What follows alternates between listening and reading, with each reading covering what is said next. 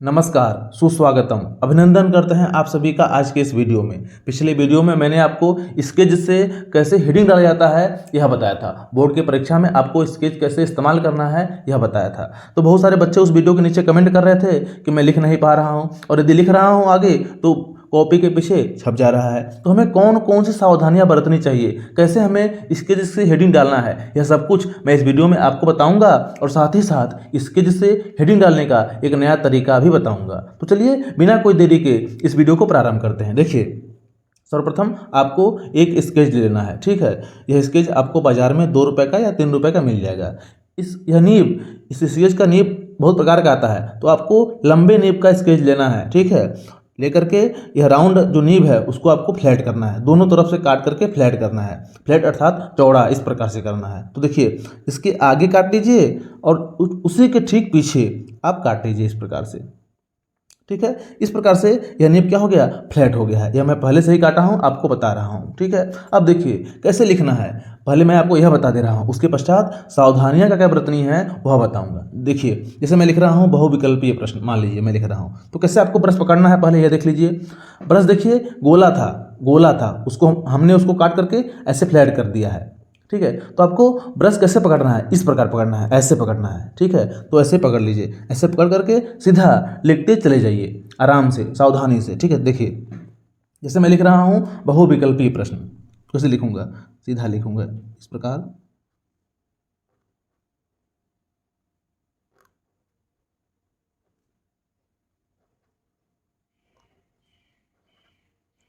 बहुविकल्पीय प्रश्न मान लीजिए,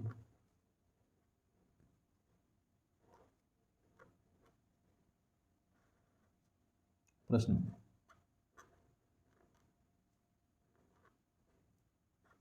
देख लीजिए, ये मैं ऐसे लिख दिया हूँ, यह देखने में कितना अच्छा लग रहा है, ठीक है। इसी प्रकार आपको हेडिंग डालना है, और उसी के ठीक ऊपर हमने बॉल पेन से लिखा है, काले बॉल पेन से लिखा है, जो कि देखने में इससे खराब लग रहा है और यह देखने में अच्छा लग रहा है, ठीक है। तो आपको इसी तरह लिखना है। देखिए, मैं अब लिख रहा हूँ प्रश्नोत्तर संख्या, ठीक है।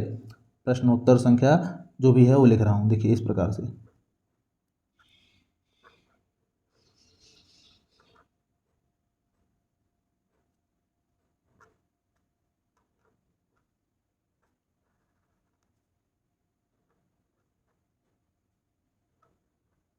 प्रश्नोत्तर संख्या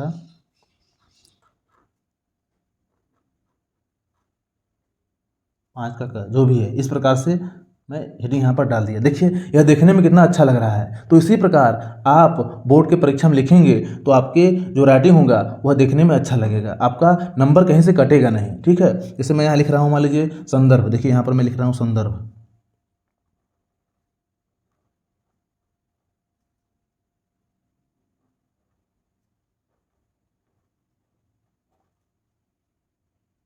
ठीक है, देखिए यह देखने में कितना अच्छा लग रहा है। अब उसी के आगे आपको नीले पेन से आपको संदर्भ लिख देना है। यह देखने में बहुत ही अच्छा लग रहा है, ठीक है। अब हम बात करते हैं कि क्या क्या सावधानियां हमें बरतनी है स्केच से लिखते समय। देखिए, यह पीछे छपा नहीं है, यह पीछे नहीं छपा है, देख रहे हैं। इससे अधिक तो छपाई लग रहा है काले पेन का, देख रहे हैं, उभरा उभरा उभरा लग रहा है, देख रहे हैं। यदि मैं ऐसे ऐसे करूं तो देखिए काले पेन का आपको दिखाई देगा, और इस स्केच का आपको तनिक भी पीछे छपा हुआ नहीं दिखाई देगा। तो हमने ऐसा क्या किया है जिससे पीछे नहीं छपा है, तो मैं आपको वही बताने जा रहा हूँ, ठीक है। देखिए, पहला कि हमें नया पेन लेकर के, नया स्केच लेकर के सीधे परीक्षा कक्ष में नहीं जाना है, नहीं तो उसका जो स्याही है वह अधिक होता है, तो लिखते समय सीधा आपका स्याही पीछे भी छप जाएगा। तो हमें नया पेन लेकर के कभी भी परीक्षा कक्ष में नहीं जाना है, उससे थोड़ा सा अभ्यास कर लेना है, थोड़ा सा उससे हमें लिख देना है। देखिए, मैं इस खराब पेज पर मैं इससे लिखा हूँ, मनमान तरीके से चलाया हूँ ताकि इसका स्याही कम हो जाए। तो उसी के लिए स्याही कम हो गया है और यह पीछे नहीं छपा है, ठीक है। तो आपको चला लेने हैं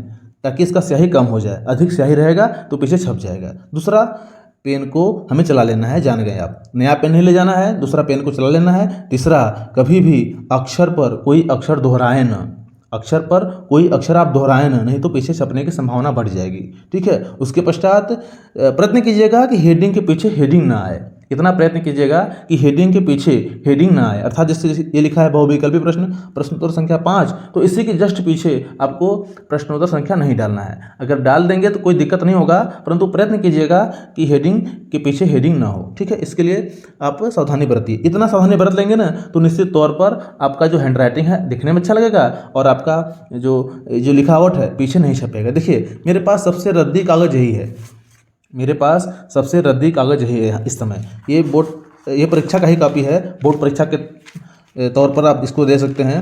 हालांकि बोर्ड की परीक्षा में इससे मजबूत, इससे मोटा कॉपी मिलेगा, ठीक है। अर्धवार्षिक का ये पेपर है, ये अर्धवार्षिक का उत्तर पुस्तिका है, एकदम हल्का है, आप देख सकते हैं एकदम हल्का है, ठीक है। आइए मैं इसी पर प्रश्नोत्तर लिख करके आपको दिखाता हूँ, यह पीछे छपेगा नहीं।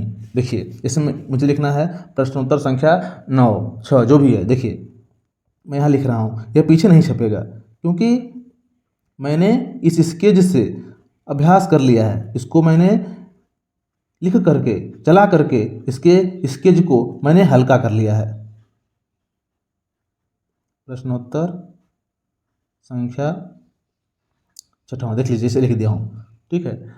प्रथम बात तो यह है कि आपको दोहराना नहीं है, मैं यहाँ पर 2-3 अक्षर दोहरा दिया हूँ, ठीक है। सबसे पतला और सबसे रद्दी उत्तर पुस्तिका मेरे पास यही है। अब इसके पीछे आप देखेंगे ना तो हो सकता है कि हल्का सा छपा हो सकता है कि हल्का सा छपा हो। देखिए मैं एक बार पेन से भी लिख दे रहा हूँ, मैं एक बार पेन से भी यहाँ पर हेडिंग डाल दे रहा हूँ, आप दोनों देखिएगा कि छप रहा है कौन पीछे। प्रश्नोत्तर संख्या 6, देखिए दोनों मैं यहाँ पर लिख दिया हूँ, ठीक है। अब देखिए पीछे देखते हैं कि छपा है नहीं। सबसे पतला पेज है, यह ध्यान रखिएगा। बोर्ड की परीक्षा में आपको मोटा पेज मिलेगा इससे, ठीक है। यह अर्धवार्षिक का पेपर है, यह जो कि बाजार में मिलता है, ऐसा पेपर है। देखिए यहाँ पर हल्का सा छपा हुआ है, ठीक है, हल्का सा इसके ऊपर आ गया है। यह इतना पतला पेज है कि नीचे का भी झलक रहा है, देख रहे हैं, नीचे हम बहुविकल्पी प्रश्न लिखा हूँ वह भी दिखाई दे रहा है। तो सबसे हल्का पेज है, इतना दिखेगा तो कोई दिक्कत होने वाला नहीं है। हालांकि इससे मोटा पेज आपको बोर्ड के परीक्षा मिलेगा तो सब छपने की संभावना बहुत कम है, परंतु जो सावधानियां बताया हूँ वह आपको बरतना है, ठीक है। कोई दिक्कत इससे होने वाला नहीं है, ठीक है। तो उम्मीद करता हूँ कि इसके से संबंधित आपके सारे डाउट क्लियर हो गए होंगे। देखिए बोर्ड के परीक्षा में लगभग इतना मोटा ही आपको पेज मिलेगा, ठीक है, इतना मोटा ही पेज मिलेगा, इसके पीछे आपको छपने वाला नहीं है, ठीक है। देखिए कितना अच्छा लग रहा है, यह रद्दी पेज था, इसका रंग भी खराब लग रहा है और बहुत पतला भी है, यह बहुत सस्ता पेपर मिलता है, इसलिए थोड़ा सा पीछे छपा हुआ है। नहीं तो यदि आप इस प्रकार का पेज इस्तेमाल करेंगे तो यह पीछे नहीं छप रहा है, ठीक है। तो चलिए उम्मीद करता हूँ कि यह वीडियो आपको समझ में आ गया होगा। यदि फिर भी आपको नहीं डालना है मान लीजिए हेडिंग, तो आपको काले बाल पॉइंट पेन से, मोटे काले पेन से हेडिंग डाल देना है, ठीक है। वैसे इससे लिखने में अच्छा रहेगा, आपका नंबर भी नहीं कटेगा, ठीक है। आप जैसे दोनों ले जाइएगा, जो आपको अच्छा लगे, जो छपे ना उसी का प्रयोग कीजिएगा, ठीक है। चलिए उम्मीद करता हूँ कि यह वीडियो आपको समझ में आ गया होगा। इस वीडियो को देखने से आपके सारे संदेह मिट गए होंगे, आपको लाभ हुआ होगा। यदि ऐसा है तो लाइक कर सकते हैं और इस वीडियो को अपने दोस्तों में शेयर कर सकते हैं। चलिए मिलते हैं अगले वीडियो में। नमस्कार, जय हिंद।